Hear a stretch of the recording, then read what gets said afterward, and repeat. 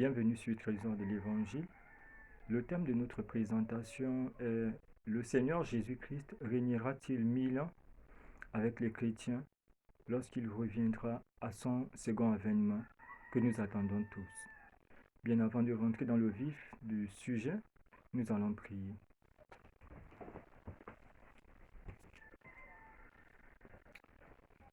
Éternel grand Dieu d'Israël, nous te sommes infiniment reconnaissants.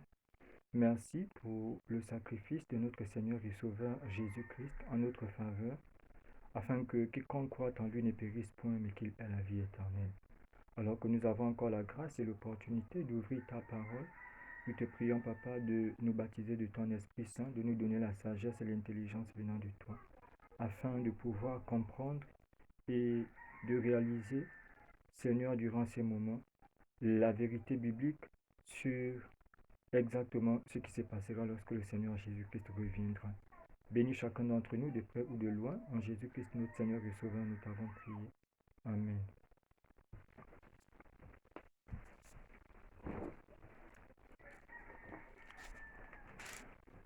Voilà, nous allons continuer, comme je disais tout à l'heure, étant donné qu'au sein de la chrétienté, il y a ce message qui circule et qui dit qu'au second retour de notre Seigneur et Sauveur Jésus-Christ, son second avènement que nous attendons tous, il établira un règne de 1000 ans sur la terre, un règne de 1000 ans de paix et de justice. Mais nous allons examiner exactement ce que la Bible dit, n'est-ce pas, lorsque le Seigneur Jésus-Christ reviendra.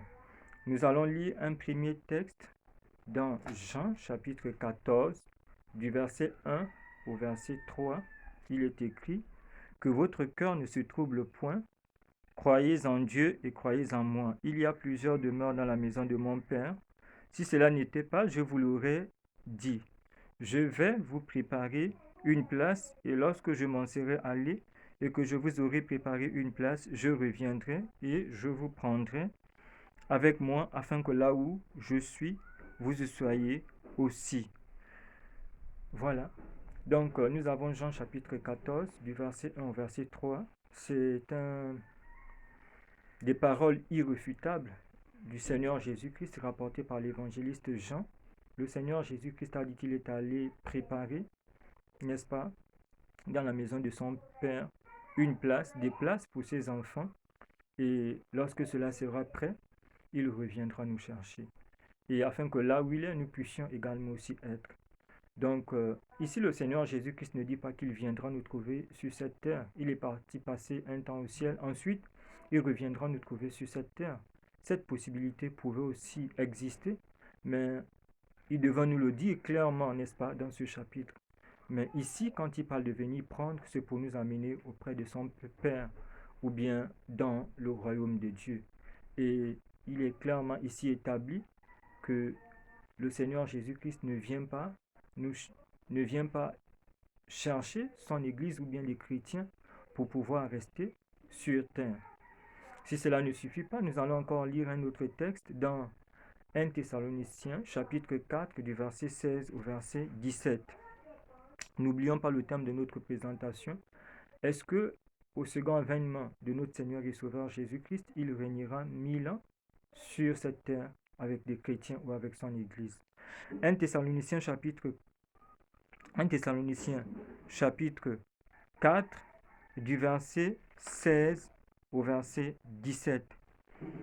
1 Thessaloniciens chapitre 4, du verset 16 au verset 17, il est écrit « Car le Seigneur lui-même a un signal donné à la voix d'un archange et au son de la trompette de Dieu descendra du ciel, et les morts en Christ ressusciteront premièrement. Ensuite, nous les vivants qui serons restés, nous serons tous ensemble enlevés avec eux sur des nuées à la rencontre du Seigneur dans les airs, et ainsi nous serons toujours avec le Seigneur. » Voilà, donc ici nous avons un second texte de l'apôtre Paul qui nous parle de l'enlèvement, et Paul nous fait comprendre que le Seigneur viendra, n'est-ce pas, les morts en Christ qui sont morts dans la foi et ressusciteront d'abord, ensuite nous, les chrétiens qui seront en vie. Si cela arrivait par exemple aujourd'hui, nous serons tous transmis ensuite et nous irons à la rencontre du Seigneur dans les airs. Donc le second avènement de notre Seigneur et Sauveur Jésus-Christ que nous attendons ne laisse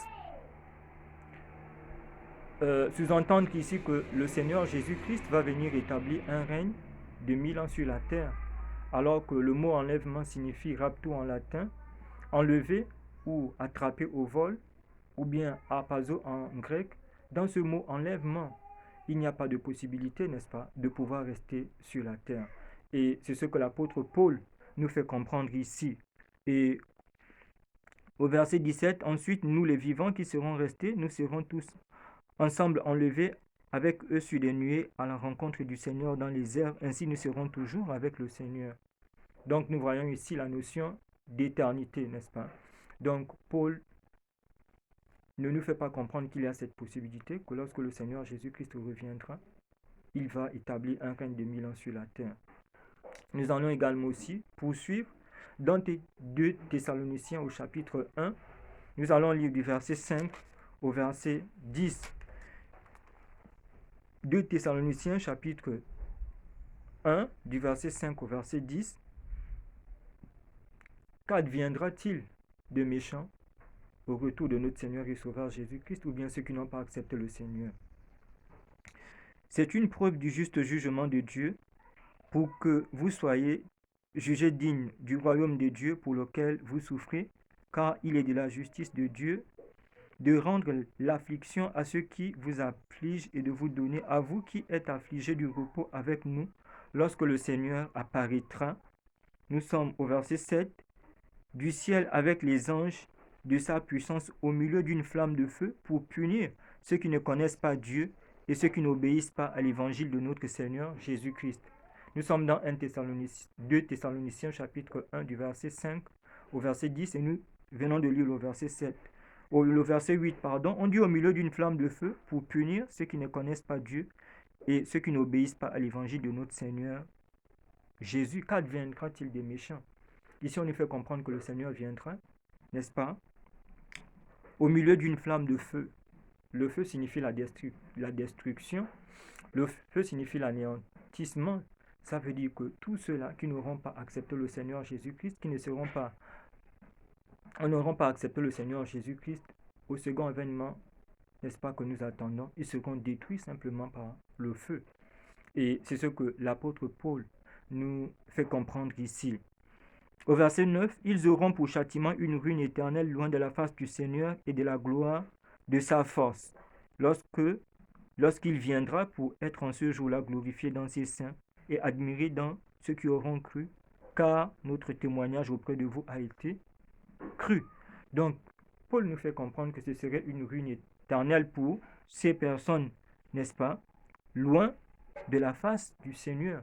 Donc, nous n'avons pas ici une possibilité de vie, hormis les morts qui seront ressuscités en Christ et les vivants qui seront transmués. Tout le reste, n'est-ce pas, ceux qui n'auront pas obéi à l'évangile de notre Seigneur et Sauveur Jésus-Christ et qui ne connaissent pas Dieu seront détruits. Nous allons continuer également. À quoi pourra ressembler, n'est-ce pas, la terre et le monde de façon générale au retour de notre Seigneur et Sauveur Jésus-Christ? Nous allons lire dans Jérémie chapitre 4 du verset 23 au verset 25. Jérémie chapitre 4 du verset 23 au verset 25. Jérémie chapitre 4 du verset 23 au verset 25. Il est écrit: Je regarde la terre, et voici, elle est informe et vide. Les cieux et leur lumière a disparu. Je regarde les montagnes, et voici, elles sont ébranlées, et toutes les collines chancellent. Je regarde, et voici, il n'y a point d'homme, et tous les oiseaux des cieux ont pris la fuite. Donc ici, Jérémie dépeint, n'est-ce pas, dans cette prophétie, quel sera l'état de la terre. Et cela est clair, ce serait le chaos. Il n'y aura point d'homme. Au verset 23, au verset 25, je regarde et voici, il n'y a point d'homme et tous les oiseaux des cieux ont pris la fuite. Ce serait un chaos. Et nous allons également aussi lire dans 2 Thessaloniciens au chapitre 1, 2 Thessaloniciens chapitre 1, du verset 1 au verset 10. Qu'adviendra-t-il toujours des méchants? Est-ce qu'ils seront en vie? Est-ce qu'ils seront détruits?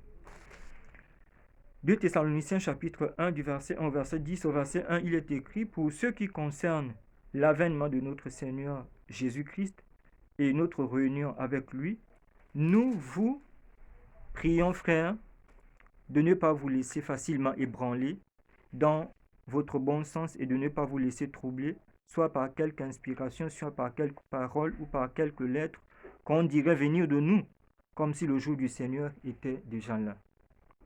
Au verset 3, que personne ne vous séduise d'aucune manière, car il faut que l'apostasie soit arrivée. Auparavant qu'on ait vu paraître l'homme du péché, le fils de la perdition, l'adversaire qui s'élève au-dessus de tout ce qu'on appelle Dieu et de ce qu'on adore, jusqu'à s'asseoir dans le temple de Dieu, se proclamant lui-même Dieu. Donc Paul ici fait déjà comprendre aux chrétiens de son époque, certainement il y avait des messages qui circulaient que le Seigneur était sur le point de revenir ou bien que le Seigneur était revenu. Mais Paul va leur dire qu'il y a certaines bornes dans le temps pour que le Seigneur puisse revenir. Il a dit, il faudrait d'abord qu'il y ait quoi? Il faut que l'apostasie soit arrivée. L'apostasie, c'est quoi? C'est l'abandon de la foi. Et quelle foi? Parce que nous pouvons avoir foi en plusieurs choses ou bien en plusieurs personnes. La foi en la parole de Dieu. Donc, le Seigneur ne devait pas revenir s'il n'y aurait pas d'apostasie d'abord. Les gens devaient abandonner les saintes écritures comme étant le fondement de la foi chrétienne. Et ensuite, il a dit, soit arrivé auparavant qu'on ait vu paraître l'homme du péché, le fils de la perdition, l'adversaire qui s'élève au-dessus de tout ce qu'on appelle Dieu, de ce qu'on adore, jusqu'à s'asseoir dans le temple de Dieu, se proclamant lui-même Dieu.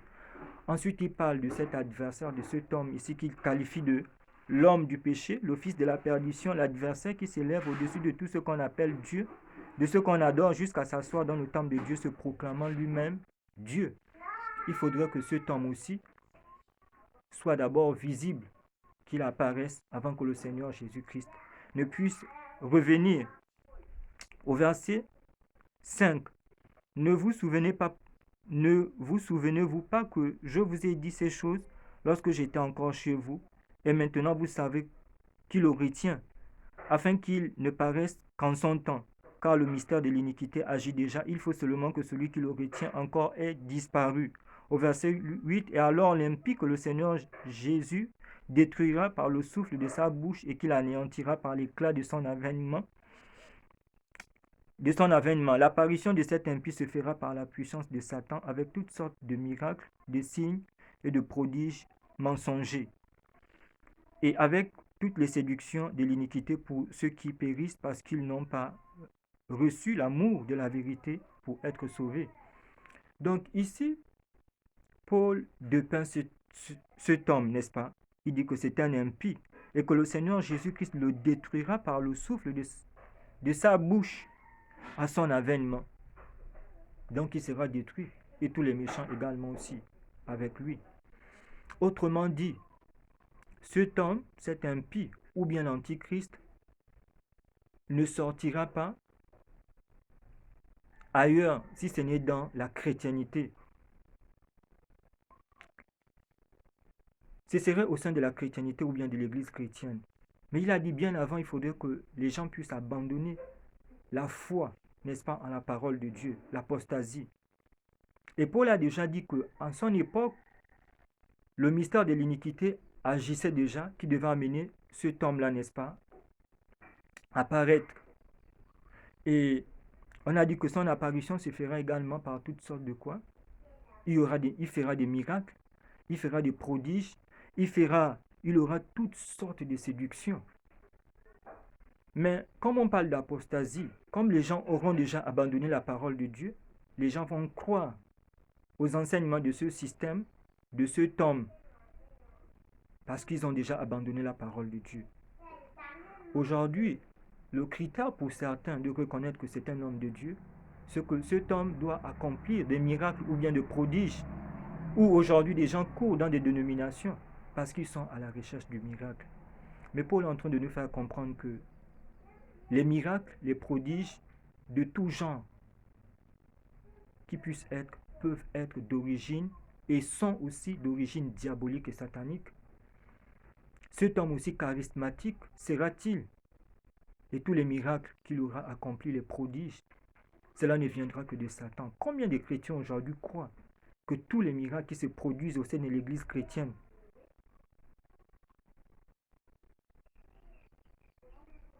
peuvent ne pas venir du diable?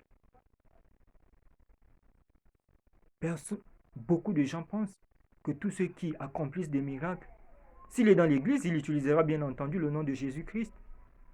Il chassera les démons, il fera tout ce qu'il fera, il fera tout genre de miracles et de prodiges, l'exorcisme. Mais on nous dit que c'est un agent de Satan. L'apostasie. Il utilisera la Bible simplement pour séduire les gens. Et en faisant un aperçu dans l'histoire, on nous dit qu'en 1229, sous le pape Grégoire IX, au concile de Toulouse, il avait été interdit aux chrétiens de pouvoir lire la Bible durant le Moyen Âge. Sous le pape Grégoire IX, au concile de Toulouse en 1229. À moins que je puisse me tromper, mais c'est à chacun de pouvoir vérifier ces informations. La Bible a été arrachée au peuple de Dieu. Vous imaginez, lorsqu'on arrache la Bible au peuple de Dieu au Moyen Âge, ça veut dire qu'il y a tellement de doctrines qui sont rentrées dans l'Église chrétienne qui n'ont rien à y voir avec la Bible et avec la foi chrétienne. Aujourd'hui, tout le monde considère cela comme étant des vérités, quel que soit le nom des dénominations où on se trouve. On peut être en train de défendre un enseignement qui a eu lieu en 1229, au XIIIe siècle. Nous sommes au XXIe siècle, croire que c'est la vérité. Mais aux yeux de Dieu, ce n'est pas la vérité, parce que la parole de Dieu ne change pas. Elle n'est pas relative.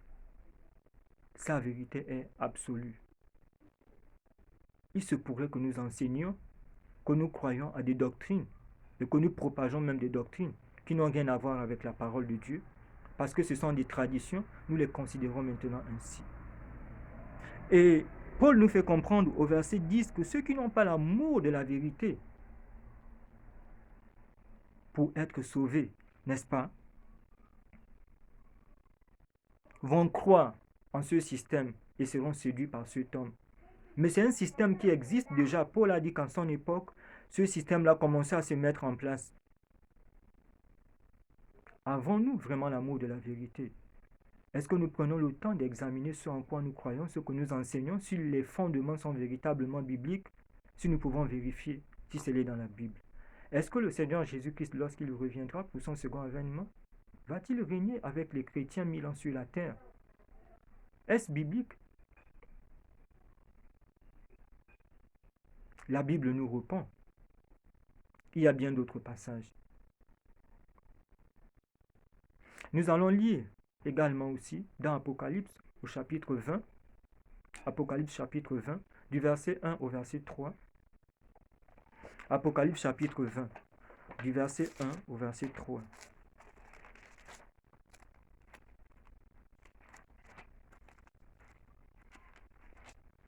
Apocalypse chapitre 20 du verset 1 au verset 3, il est écrit: Puis je vis descendre du ciel un ange qui avait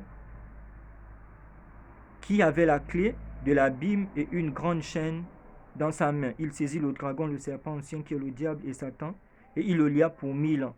Il le jeta dans l'abîme, fermant et scella l'entrée au-dessus de lui, afin qu'il ne séduise plus les nations jusqu'à ce que les 1000 ans fussent accomplis. Après cela, il faut qu'il soit délié pour un peu de temps. Ici, Jean nous dit que Satan sera lié pendant 1000 ans. Et nous avons lu les paroles du Seigneur dans Jean chapitre 14, verset 1, verset 3, les épîtres des Thessaloniciens, le message de Paul. Paul nous fait comprendre qu'on sera enlevé, on ira au ciel. Donc évidemment, nous allons passer les 1000 ans au ciel, pas sur la terre. Et nous avons vu dans Jérémie et partout Paul qui nous fait comprendre qu'au second retour, les méchants seront détruits. Il n'y aura pas de vie, Satan sera lié.